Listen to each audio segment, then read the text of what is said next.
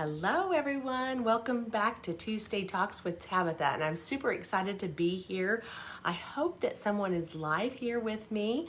Oh yay, hi Michelle, you're live with me today. Good, awesome. I am super excited about this subject today for Tuesday Talks with Tabitha. I'm Tabitha Yount, I'm the owner of Elegant Homes and Interiors, and welcome. Hi Renee, hi Tina, hello everyone. Come on here and tell me hello. And I am super stoked about this subject because I think this subject is not talked about a lot. And I think as an interior designer, I think we need to talk about this a little bit more. It's about falling in love with your house again and what can you do when you don't feel like you love it anymore. And the number one thing that I hear people talk about is this all the time. I go into lots of homes, as you know, and I talk to lots of homeowners and not even homeowners. Sometimes they'll just be renters or whoever, but regardless, everybody lives somewhere. And I talk to people about this all the time. And they're like, you know what, Tabitha, I love watching and looking at your posts, and I love getting on Pinterest, and I love, Instagram and all the pretty spaces. I love seeing them. Hello, Julie. Hello, Diane. And they talk about these things all the time. They're like, I love seeing those posts, but I just don't feel like I love my space. I just don't love my house. It's not a reflection of me. So what can I do? And I say all these things to people all the time. You're not alone. You're not alone. You're simply not alone at all, because I feel the same way. We all get to that point in our houses where we have piles of stuff because we live in our homes. We have piles of stuff on our countertops. We have piles of stuff, that sit next to our end tables and our nightstands and things like that. We have clothes that are everywhere. We have it too in our house because we live there.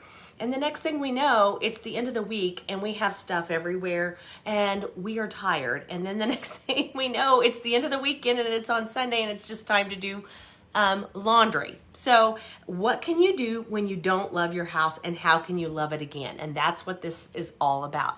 And I'm going to tell you this little story. Hello, Joyce. Hello, Barry. Hello, everyone. Come on here and tell me hello. And I'm going to tell you what you can do if you don't love your space. So last week, I believe, I went in my house and I was changing a few things because in the Elegant community, I was doing some updates and showing them how to do some things in there. And as I was working in there and I was changing things out in my house, you just kind of do it. That's just part of my job.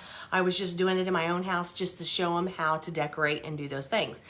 And I'll tell you the truth. One of the things that I did was decorate a bookcase in my kitchen, and I had always had it the same way. I changed things up a lot in my house, but I'd had it the same things, but just changed them up a little bit. But I changed that out, and I just didn't really think much about it. I was ready for a change, and I changed that out. So, wow, holy cow. That was amazing. I changed all of it. I wanted to go with some blue and white in there. And when I changed it out, that has made a huge difference. I changed some of the stuff, some of the accessories on that bookcase. And I was like, why haven't I done that a long time ago? I was ready to do that a couple of years ago and I just didn't do it. I just would change it out seasonally and put the stuff right back to where I had it. And I'm like, that changes you. It just changes your personality. It makes you feel so much cleaner. It just makes you feel like it's a new, fresh space again. And that's what this is all about. And I totally understand. I think people get stuck in their houses because they're just used to the same old, and they just decorate it the same thing. And they just kind of keep doing it because they're living in it. So what can you do if you are stuck in your house? And I do want to tell you guys, this is not about a renovation. I'm not talking about renovating your houses today. I'm not talking about a big amount of money. I'm talking about what can you do simply to just come in here and do some small changes in your house to make you love it again. And that's what this is about. So, and a lot of people ask me, do you think it changes your mood? Yes, it does. It makes you love your house again. And that's what it's all about, I think, is just changing a few things in your house to make you feel so much better about the space and that you want to be in that space more. So it's amazing when you do some things, just little bitty things, little bitty changes can make a huge difference in your attitude and your mood and how you feel about your home. So what are some things, I took some notes here. So what are some things that you can do if you feel like you're kind of stuck? stuck and you just don't know where to start. Okay, the first thing I'm going to tell you to do is you don't look at your whole house and you start changing everything in your house, okay? I want you to start with the space that you dislike the most, okay? So whether that be your master bedroom, whether that be your living room or your entryway or whatever it is, whatever room that looks like for you, I want you to start in that room. If you dislike it, then I want you to start in that room, because I think if we start in every single room, then we just get overwhelmed and then we stop doing all the things. And I think that's a really bad thing. We don't want to do that, okay? That's the last thing that I want you to do, is get overwhelmed and not do anything. That's not what we want you to do. So I first want you to start with the room that you dislike the most and just look at that room, one room at a time. So we want you to start with that room. And the second thing I want you to do is to go in there and declutter. I'm going to tell you this every single time, and it's life-changing, guys. If you go in there and you change and you start changing and you look at it as a whole and say, what is it that I don't like about this space, okay? No matter if you hire an interior decorator, or if you hire an organizer, or you hire someone to help you with the space, they're going to ask you immediately, what is it that you don't like about the space, and what is it that you like about the space? So that's pretty simple. That's pretty easy to do. You just need to go in there, look at the room, and say, what is it that I like? That's pretty easy. What is it that I don't like? Okay, so if you know that, then you need to start taking out the stuff that you don't like. Look at the piles of things. Look at the stuff. If there's magazines, old magazines, start taking those old magazines out.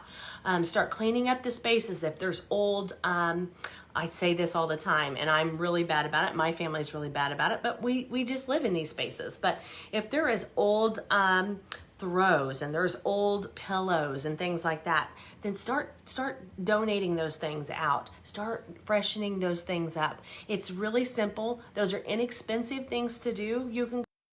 And those are places that you can go and you can freshen those things up. So I want you to know to look at the space and see what you like and what you dislike about it. So that's number 2.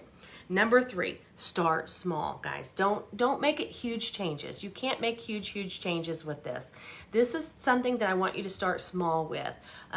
Just like I said, start with some pillows, some throw pillows. Start with a throw.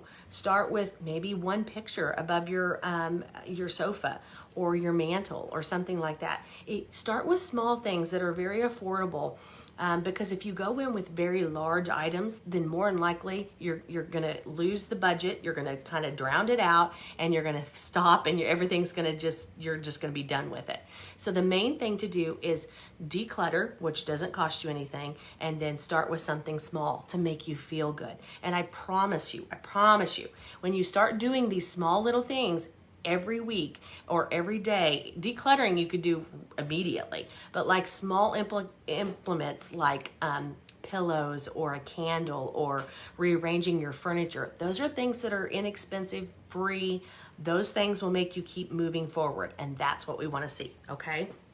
The second thing, or the fourth thing I want to see, is if they're bigger things, they're bigger items like furniture and things like that, I want you to make a list of those things. Once you're going through your home and you're going through these spaces, I want you to make a list of these things as priority. And I think depending on what you're doing and how you're seeing these, so if you're going through the rooms and you've decluttered and you've done the smaller things to each room, and you're like, okay, now it's up to the big things like kitchen cabinets, or it's new furniture in that living room, or I need to redo my whole bathroom in there, and it's not just a shower curtain or something like that, then I want you to make a priority to what's the most important at the top all the way down, and then maybe start going with this. Maybe hiring a contractor and to see how much some of those things cost you.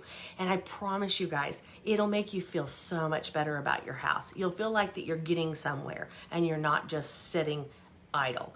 And I think that's the biggest thing with people. It's amazing once you start just adding these small little things and that are inexpensive and start moving forward, people feel like they are like moving towards their goals.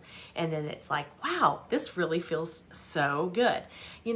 Even me, having Jason that does this work, and I have all the resources that I have at my hand, there's still continuous things all the time that I want to do to my house.